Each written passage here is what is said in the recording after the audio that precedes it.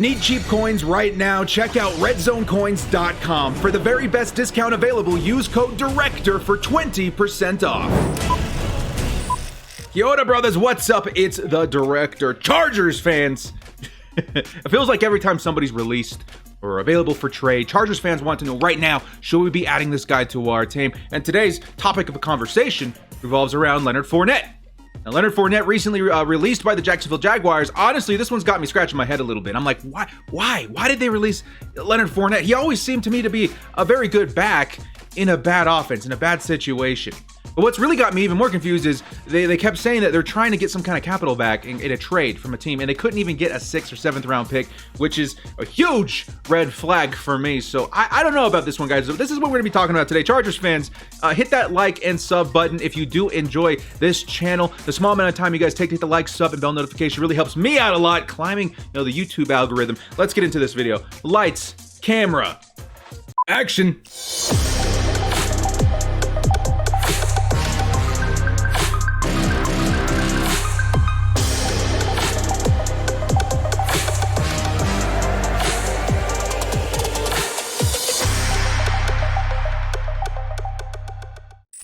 Leonard Fournette to the Chargers. I'll be honest in saying this because I don't know about this one so much, but I'll try and be non-biased and try and see this from both sides here, okay? The first thing let's take a look at is I want to see how Leonard Fournette was doing with his time in the Jaguars, okay? His first year, rookie season, played 13 games, 1,040 yards, 9 touchdowns, adding an additional 302 yards and 1 touchdown through the air. Pretty good. I'm not going to lie, for his rookie season, that's pretty nice. Taking a look at his second year, though, looks like there was an injury or something because he only played 8 games. 439 yards, 5 touchdowns, only 185 yards, 1 touchdown through the air. So obviously a low year for him. But the next season, 1,152 yards, career high, 3 touchdowns, career low. But the big thing that catches my eye here, guys, is his receptions here. 76 receptions out of 100 targets for 522 yards, no touchdowns. That is pretty impressive. Honestly, if you would have asked me, because I'm not a Leonard Fournette expert, if you would have asked me, what did Leonard Fournette post receiving yards last year, I would have been like, I don't know, 150 yards, 200 yards, no touchdowns. I don't know. I didn't think he was, that much of a threat in the passing game.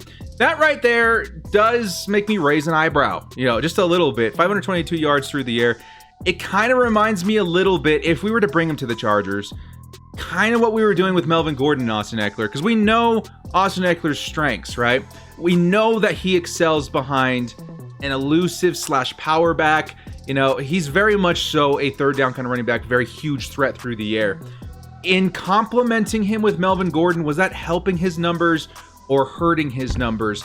That is something that we still don't quite know. I fully believe that Ekeler still deserves a shot to be our true number 1, and I still think that would be the case if we brought Leonard Fournette in. Leonard Fournette to me would be a situational back, kind of the same thing of what we want Joshua Kelly to do for us, but obviously with a little bit more experience and very much so higher draft capital behind him. The other big thing that I want to talk about was we do have some depth issues at running back right now. Justin Jackson, our second string running back, did go down with a foot injury. I don't know if he's down. I don't know the severity of the injury, but it is a concern to our halfback depth, okay? And Justin Jackson, to me, I felt like was going to be the guy. This is the man behind Austin Ekeler. He's going to get some carries. He's going to see some success because I've seen it before in games versus the Pittsburgh Steelers in 2018. I know the potential is there for Justin Jackson to shine.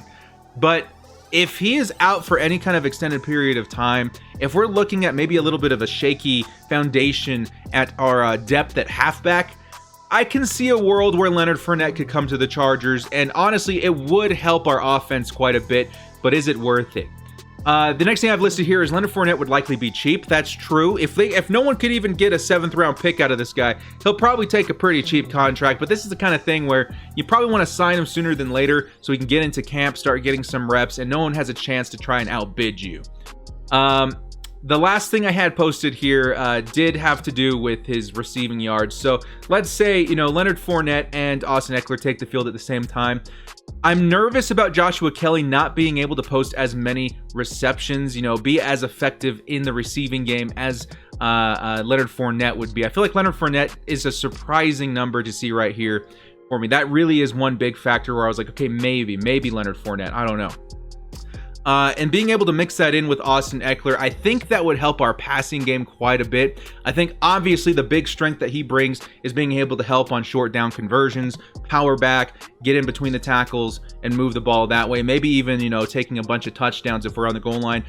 I'll be honest, Chargers fans, don't hate, but I do feel more comfortable with a guy like Joshua Kelly or Leonard Fournette at the goal line than Austin Eckler, because Austin Eckler is just a little bit different. I feel better about Austin Eckler in 99% of other situations, but when it comes to third downs, when it comes to short down conversions, when it comes to goal line conversions, I would feel better with the bigger back, okay?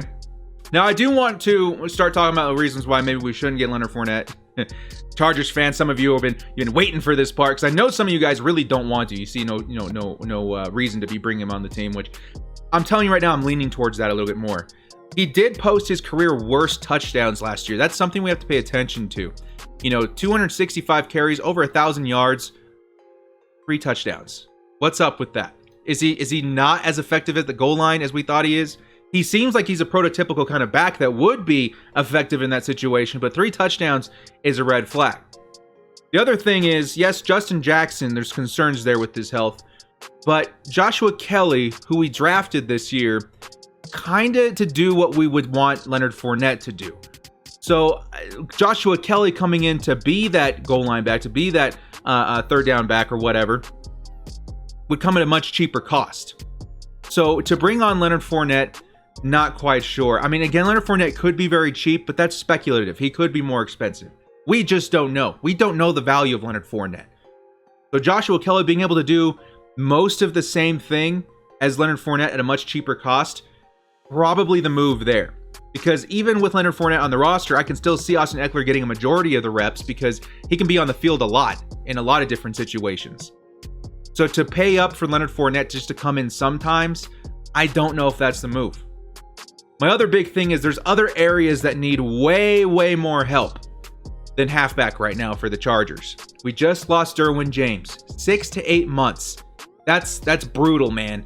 We need to go out and find an Earl Thomas. We need to go out and find a replacement for Derwin James because he's a huge part of that defense.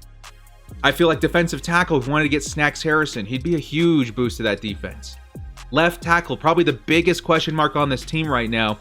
We could probably go pick somebody else up, use part of that cap to get him instead of Leonard Fournette. So to me, my answer is probably no. I don't think we should get Leonard Fournette. I would much rather deal with left tackle, strong safety, maybe even defensive tackle, linebacker, anywhere else than halfback because I'm so confident in Austin Eckler. It all ultimately comes down to that. Austin Eckler is our number one back. He's our true number one back. And when we have situations where we need to hand it off to a bruiser, we already have Joshua Kelly. So I don't think our resources would be wisely used towards Leonard Fournette at this time. I still think he's a good player. I think he's going to be great wherever he goes. But for our system, for what we need right now, he just doesn't fit it. Well, guys, thank you so much for joining me. This has been The Director. Remember to like and sub on your way out if you do like this content. As always, bolt up and stay frosty.